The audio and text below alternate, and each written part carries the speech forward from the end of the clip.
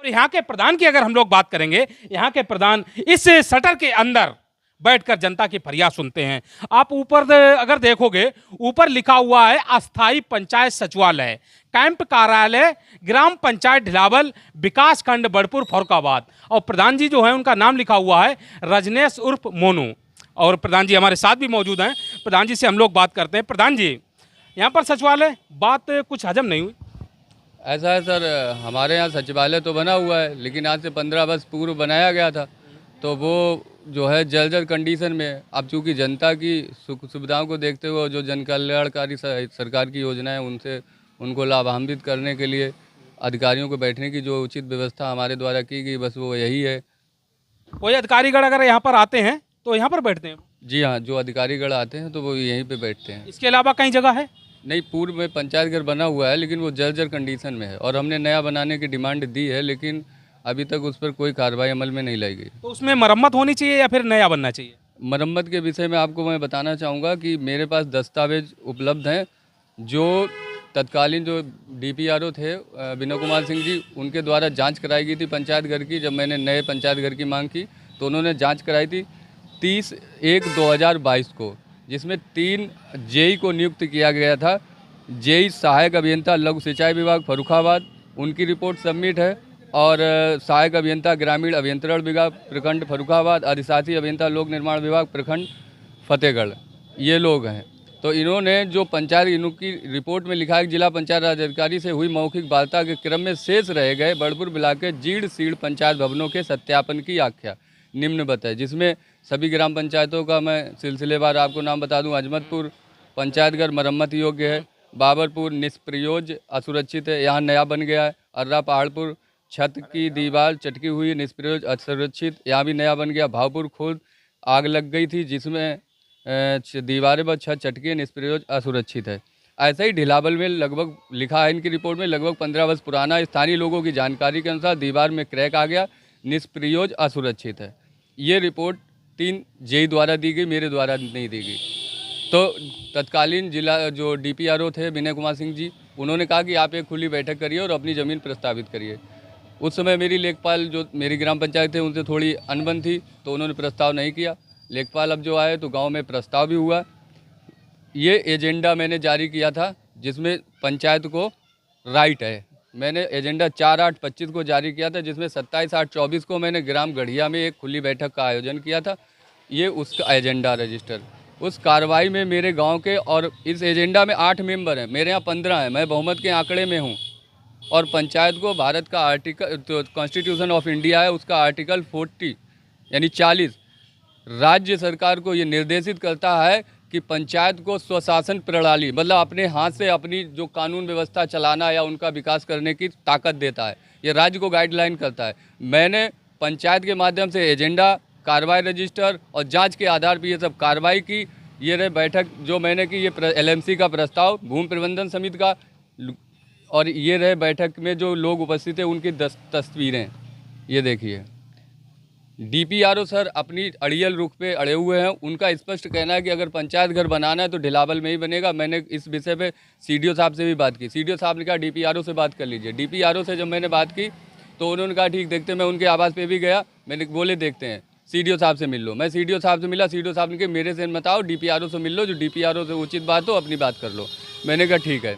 मैंने फिर डीपीआरओ को फ़ोन से बात की, डीपीआरओ ने मेरी बात को नहीं सुना। डीपीआरओ ने कहा कि मैं पंचायत घर ढिलावल में जिस जगह पुराना बना हुआ है और वो ज़मीन 243 नंबर गाटा संख्या जो युवक मंगल के दल के नाम से रजिस्टर्ड है, जिस पर लेखपाल प्रस्ताव नहीं कर सकता क्योंकि वो ऑलरेडी प्रस्तावित ज़मीन है। मेरे पास बंजरात का नंबर है 699/960, जो ग्राम पंचायत द्वारा खुली बैठक में क्षेत्रीय लेखपाल जो हमारा है उसके द्वारा अनुमोदित किया गया। हमारे सभी सदस्यगणों ने और हमारे सभी गणमान्य जो निवासी गण, उन सब लोगों ने अपनी सहमत से उसको स्वीकार लिया कि हाँ ये ठीक ज़मीन है, यहाँ बनना चाहिए। डीपीआरओ ने कल मेरी जब वार्ता हुई, मैंने उसके लिए आधुनिक पंचायत घर स्वीकृत हुआ है। ग्राम पंचायत ढिलावल का ये सौभाग्य है कि मेरे द्वारा अन्य ग्राम पंचायतों में सिर्फ पंचायत घर या सचिवालय बनता है, लेकिन मेरे प्रयासरत आधुनिक पंचायत, उत्तर प्रदेश की जो व्यवस्था है उसमें आधुनिक पंचायत घर का चयन हुआ है। आधुनिक पंचायत घर में उत्तर प्रदेश राज्य सरकार द्वारा कुछ बजट मतलब अनुदान के रूप में स्वीकृत कराया जाता है। उनका स्पष्ट कहना है डीपीआरओ साहब से, मैंने जब इस विषय में कहा कि आप ऐसा करिए, बजट स्वीकृत करा दिए ताकि मैं अपना पंचायत घर बना सकूं और जो उत्तर प्रदेश राज्य सरकार की जन कल्याणकारी योजना है उनसे लाभान्वित करा सकूं जनता को। उन्होंने स्पष्ट कह दिया कि मैं आपको कोई बजट रिलीज नहीं करूंगा जब तक आप ढिलावल में ही पंचायत घर नहीं बनाएंगे। ऐसी बात वो क्यों बोल रहे हैं? वो इसलिए बोल रहे हैं कि उनके ऊपर पॉलिटिकल प्रेशर है। मेरे ढिलावल के ही एक शिकायतकर्ता नीरज द्विवेदी भारतीय जनता पार्टी के हैं और उन्होंने प्रांशु दत्त द्विवेदी जी को के रिकमेंडेशन पे सीडीओ साहब को एक लेटर भेजा जिसमें उन्होंने एक नीचे लाइन दी है, मैं आपको दिखाना चाहूँगा, मेरे पास उसका भी स्क्रीनशॉट है और मैं आपको। प्रांशु दत्त द्विवेदी जो एमएलसी हैं, जी हाँ, उनके लेटर पैड पे लिखा हुआ है? नहीं, नीरज द्विवेदी के लेटर पैड पे लिखा हुआ है, श्रीमान मुख्य विकास अधिकारी जिला फर्रुखाबाद, विषय विकासखंड बड़पुर, ग्राम सभा ढिलावल में पंचायत घर के जीर्णोद्धार के संबंध में महोदय निवेदन है। ग्राम सभा ढिलावल में जो पंचायत घर बना हुआ है उसकी स्थिति ठीक नहीं है, उसमें ब्लॉक बड़पुर से कोई भी अधिकारी लेखपाल सचिव नहीं आता क्योंकि पंचायत भवन में बैठने की कोई व्यवस्था नहीं, जिसके कारण सरकार द्वारा चलाई जा रही जन कल्याणकारी योजना से अधिकतर ग्रामवासी अनभिज्ञ हैं। अतः आपसे अनुरोध है कि पंचायत भवन का जीर्णोद्धार कराने अथवा नया पंचायत भवन बनवाने की कृपा करें, जिसमें प्रांशु दत्त द्विवेदी सदस्य विधान परिषद इटावा फर्रुखाबाद स्थानीय निकाय उत्तर प्रदेश। मुख्य विकास अधिकारी ने रिकमेंड किया है कि जनहित में पंचायत भवन की व्यवस्था करें। अब जब पंचायत को संविधान के 40 अनुच्छेद के द्वारा ये ताकत प्रदान है कि पंचायत अपनी खुली बैठक कर कोई भी फैसला ले सकती है जिसको राज्य सरकार को मानना पड़ेगा, तो ये डीपीआरओ क्या राज्य सरकार से बढ़े या भारतीय संविधान से बढ़े या अनुच्छेद 4 को ये नहीं मानेंगे। वो सिर्फ इस जिद पे अड़े कि उनको जो 4% उन्होंने मुझसे जो अनुदान को जारी करने के लिए मांगा है वो 4% उनको अगर मैं दे दूं तो वो कल मुझे अनुदान दे देंगे। और मैं ना रिश्वत लेता हूं, ना देता हूं, ना खाता हूं, ना रिश्वत मांग रहे हैं? खुली रिश्वत 4%। डीपीआरओ साहब जी, डीपीआरओ अजय कुमार चौरसिया इसमें वर्तमान में जो है, जो इंचार्ज डीपीआरओ नहीं, एडीपीआरओ है या डीपीआरओ का पद रिक्त है लेकिन इंचार्ज है वो डीपीआरओ। मैं उनके आवास पर भी गया, उन्होंने मुझसे स्पष्ट कहा कि 4% आपको देना पड़ेगा और आप सीडीओ साहब से बात कर लीजिए, मैं आपको अनुमोदित कर दूंगा। मैंने सीडीओ साहब से बात की, मैंने ये सारे दस्तावेज सीडीओ साहब के कार्यालय। सीडीओ साहब को आपने बताया कि 4% मांग रहे हैं? मैंने सीडीओ साहब को नहीं बताया, उन्होंने कहा सिर्फ सीडीओ साहब से बात कर लेना, बाकी हम सब मैनेज कर लेंगे। इसीलिए मैंने ये सारे दस्तावेज दिखाए सीडीओ साहब का। आप डीपीआरओ से बात करिए, मुझे कुछ मत बताइए, आप उनसे मैनेज कर लीजिए। तो प्रांशु दत्त द्विवेदी जी को आपको बताना चाहिए कि 4% डीपीआरओ साहब मांग रहे हैं। नहीं, मैं प्रांशु दत्त द्विवेदी को क्यों बताऊं? मुझे भारत का संविधान अनुच्छेद 40 ये राइट देता है कि मैं पंचायत का प्रधान हूं, तो मुझे तो कानून बनाने का, अपने पंचायत में कानून बनाने का, मैं क्यों प्रांशु दत्त द्विवेदी के पास जाऊं? प्रांशु दत्त द्विवेदी के, मैं तो एमएलसी क्षेत्र में कोई इंटरफेयर नहीं करता हूं, तो वो पंचायत में इंटरफेयर क्यों करते हैं? मैंने तो नहीं कहा कि साहब इटावा में मेरे रिश्तेदार के यहाँ कच्ची सड़क है बना दीजिए, आपके एमएलसी क्षेत्र में आती है। मैंने तो नहीं कहा था फर्रुखाबाद में मेरे यहाँ नाला बघार जो है काफ़ी दिक्कत होती है, अंडरपास आप चेंज करा दिए, फ्लाईओवर बनाए। मैंने तो आपसे कोई डिमांडेशन नहीं की, एक लाइट की, नल की, मैंने कुछ नहीं किया। ऐसे नेताओं के पास अगर कोई व्यक्ति जाता है तो नेता तो सीधी बात है काम करेंगे ना। नहीं तो मैं नेताओं के पास, मैं पंचायत का चुना हुआ प्रतिनिधि हूँ, मुझे 5000 वोटरों की जिम्मेदारी सौंपी है जनता ने, और सरकार ने अनुच्छेद और भारतीय संविधान ने भी मुझे पावर दिया है। स्टेट गवर्नमेंट ने भी मेरे पास 2 ग्रांट दिए, एक स्टेट का एक सेंटर का, कि वो पैसा मैं अपने स्वतः मर्जी से, निजी उपयोग ना करके स्वतः मर्जी से जनता के उपयोग में ला सकूं। तो फिर मैं किसी के पीछे क्यों भागूं? अच्छा, जब से प्रधान बने हो तब से यहीं पर आपका कार्यालय है? जी हाँ, जब से मैं प्रधान बना हूं तब से मेरा कार्यालय यहीं है और यहीं से संचालित होता है। तो इस बीच में डीएम साहब और सीडीओ साहब, बीडीओ साहब, काफ़ी अधिकारी यहाँ पर आए होंगे? ग्राम विकास आयुक्त महोदया लगभग 2023 में आई थी, दिसंबर के महीने में, वो भी यहाँ आई। डीपीआरओ जो है, एडीपीआरओ जो आज, पहले एडीपीआरओ थे, आज डीपीआरओ इंचार्ज हैं, वो भी यहाँ आके 2-3 बार आए हैं। एडीओ पंचायत, बीडीओ, ऐसा कोई नहीं भेजा, सिर्फ सीडीओ साहब को छोड़ के बाकी सारे लोग यहाँ आए। तो प्रधान जी क्या होना चाहिए?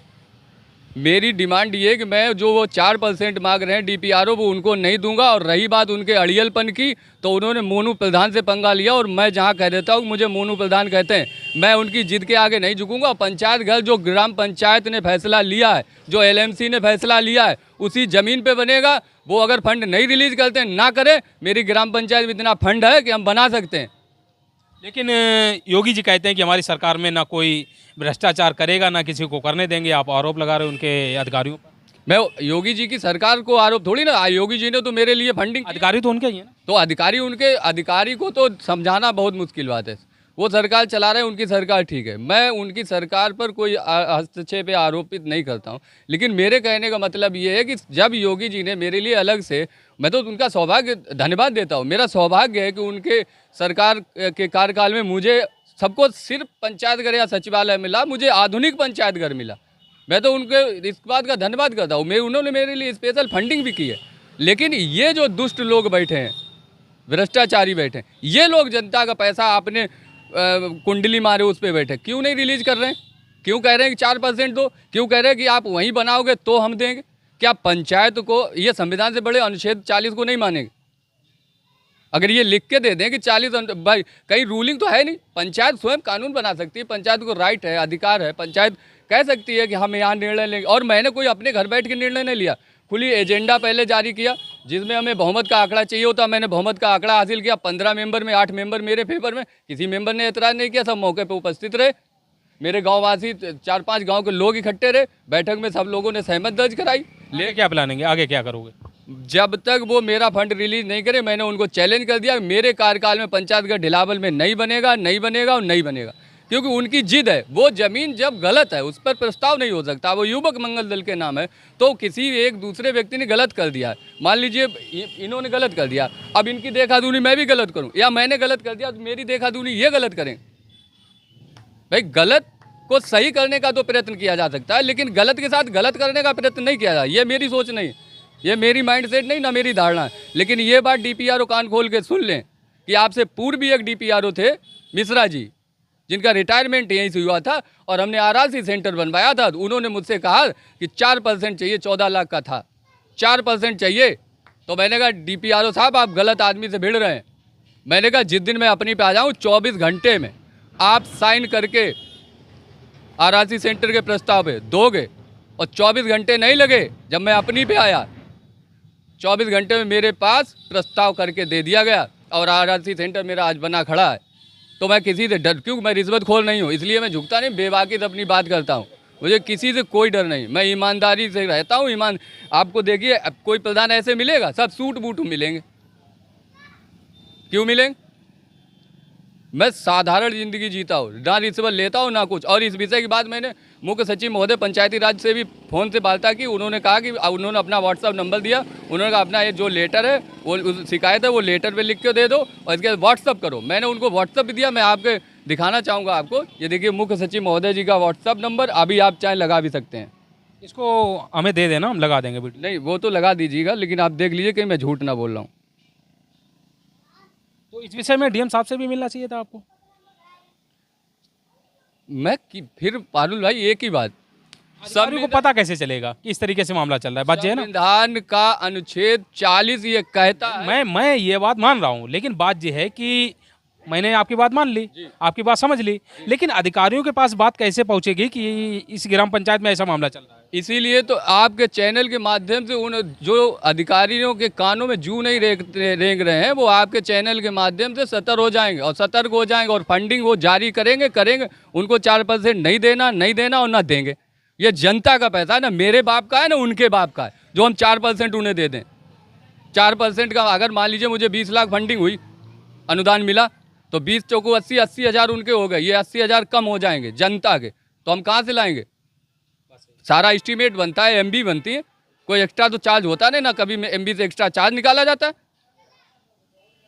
वो अगर ये सोच रहे हैं। दोस्तों आप देख सकते हो यहाँ के प्रधान जी ने किस तरीके से आरोप लगाया, और इनका कहना है कि यहाँ पर कमीशन जब तक नहीं देंगे तब तक ऊपर से प्रस्ताव पास नहीं होगा। दोस्तों हमारा काम था सच्चाई दिखाना, हमने आपको सच्चाई दिखाई, और लास्ट में आप लोगों से विनती करना चाहेंगे इस खबर को आप लोग फर्रुखाबाद के जिला अधिकारी महोदय जी के पास और उत्तर प्रदेश के माननीय मुख्यमंत्री श्री योगी आदित्यनाथ जी के पास जरूर पहुंचा देना, ताकि उनको पता चल सके कि उनकी सरकार में उनके अधिकारी किस तरीके से रिश्वत मांगकर प्रधानों के सहारे बैठे रहते हैं और कमीशन के पैसे से अपना घर चलाते हैं, अपने बीवी बच्चों को अच्छी शिक्षा देते हैं और अपने बीवियों को बढ़िया शॉपिंग मॉल घुमाते हैं, ये करते हैं, अय्यासी करते हैं। तो जांच होनी चाहिए मेरे हिसाब से ऐसे का। मेरी भी जांच होनी चाहिए और उनकी भी जांच होनी चाहिए कि उन्होंने 4% मुझसे मांगा या नहीं मांगा, मैं उनके घर गया या नहीं गया, मेरी और उनकी कॉल डिटेल निकाल ली जाए। सुबह 8 बजे मैं उनके घर था या नहीं था, उसके अगले दिन वो लखनऊ गए। ठीक है, धन्यवाद, धन्यवाद प्रधान।